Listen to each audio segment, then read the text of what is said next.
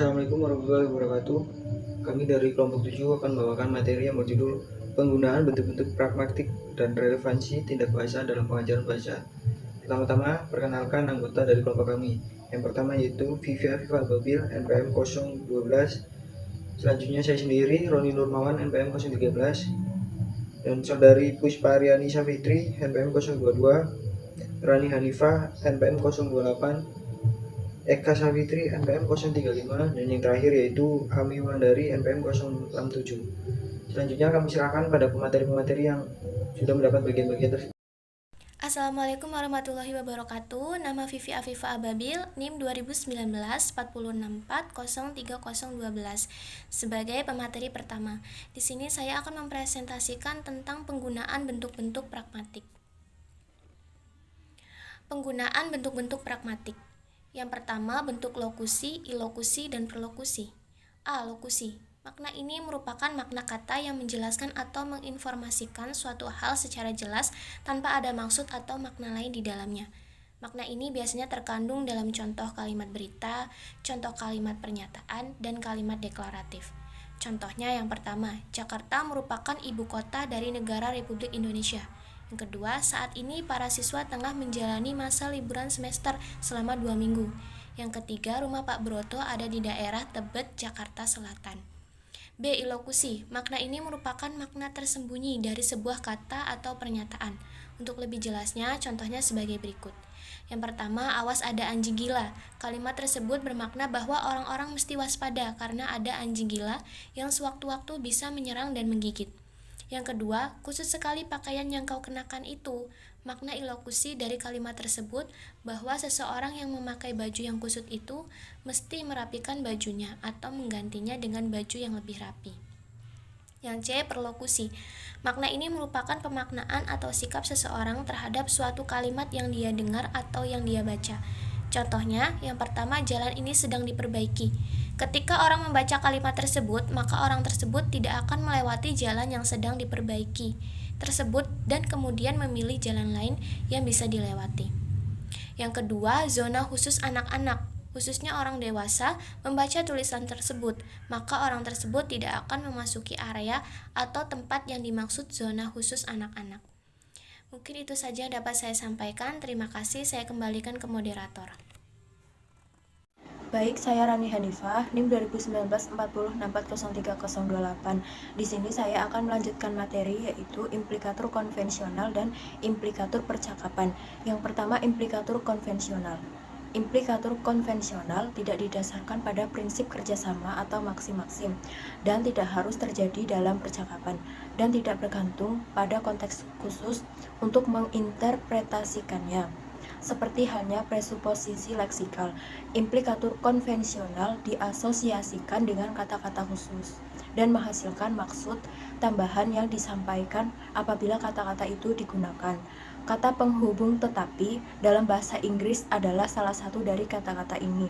Contohnya, Mari menyarankan warna hitam, tetapi saya pilih warna putih. Yang kedua yaitu implikatur percakapan. Asumsi dasar percakapan adalah jikalau tidak ditunjukkan sebaliknya, bahwa peserta-pesertanya mengikuti prinsip kerjasama dan maksim-maksim. Di dalam contoh 7, mungkin Dexter terlihat melanggar persyaratan-persyaratan maksim kuantitas. Charlene mengatakan, saya harap kamu membawakan roti dan keju. Dexter menjawab, saya bawakan roti.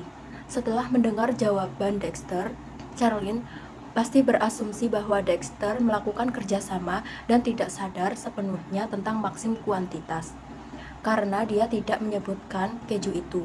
Andai kata ia membawakan keju, dia akan mengatakannya, karena ia ingin memenuhi maksim kuantitas. Dexter mestinya bermaksud supaya Charlene menyimpulkan bahwa apa yang tidak dia sebutkan tidak dibawa.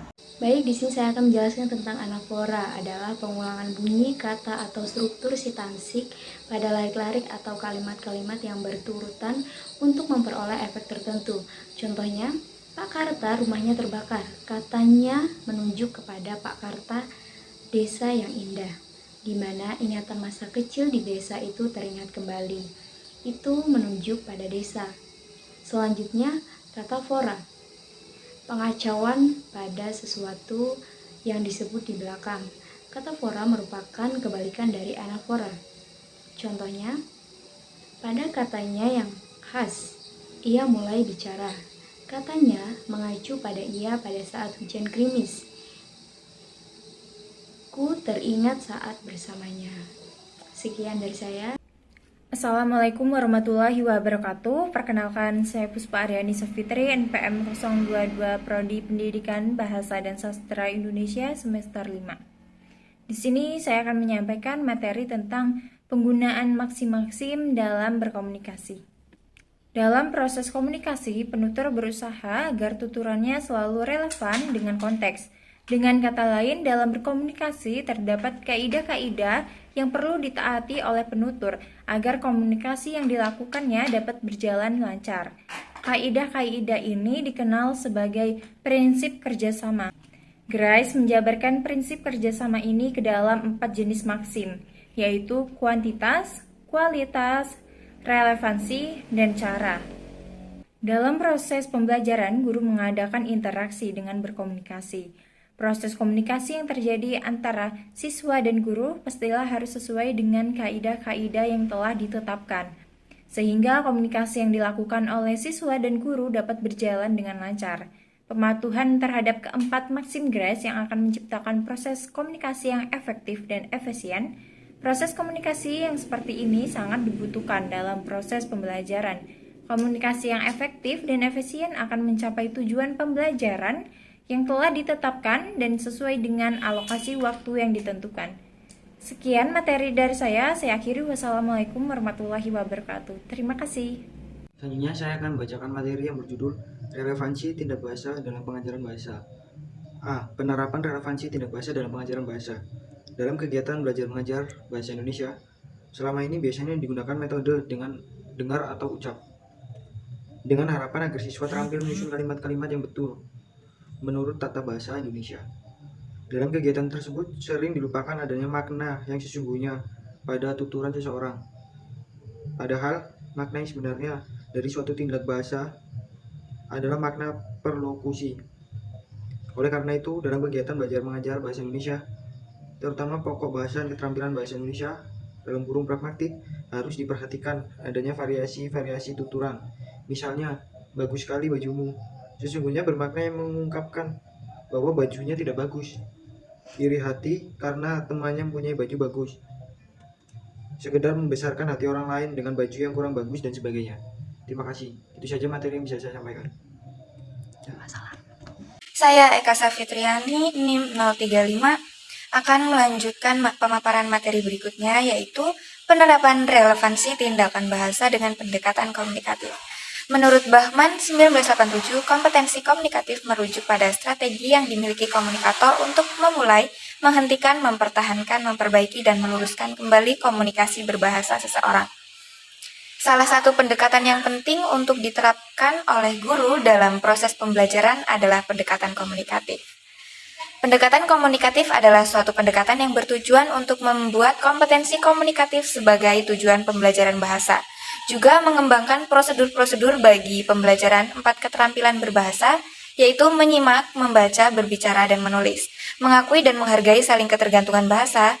Pendekatan ini lahir akibat ketidakpuasan para praktisi atau pengajar bahasa atas hasil yang dicapai oleh metode tata bahasa terjemahan yang hanya mengutamakan penguasaan kaidah tata bahasa, mengesampingkan kemampuan berkomunikasi sebagai bentuk akhir yang diharapkan dari belajar bahasa.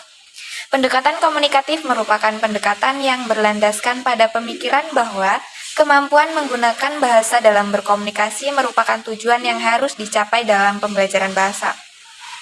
Pembelajaran bahasa yang memungkinkan peserta didik memiliki kesempatan yang memadai untuk mengembangkan kebahasaan dan menunjukkan dalam kegiatan berbahasa, baik kegiatan produktif maupun reseptif sesuai dengan situasi nyata, bukan situasi buatan yang terlepas dari konteks. Jadi, pendekatan komunikatif ingin menekankan fungsi bahasa sebagai alat komunikasi dalam proses interaksi antar manusia. Komunikasi di sini juga bisa berupa komunikasi lisan maupun tertulis. Itu saja yang dapat saya sampaikan, saya kembalikan ke moderator. Itulah materi yang bisa kelompok kami sampaikan. Bila ada salah-salah kata dalam penyampaian materi, kami mohon maaf. Wabillahi taufiq walhidayah. Wassalamualaikum warahmatullahi wabarakatuh.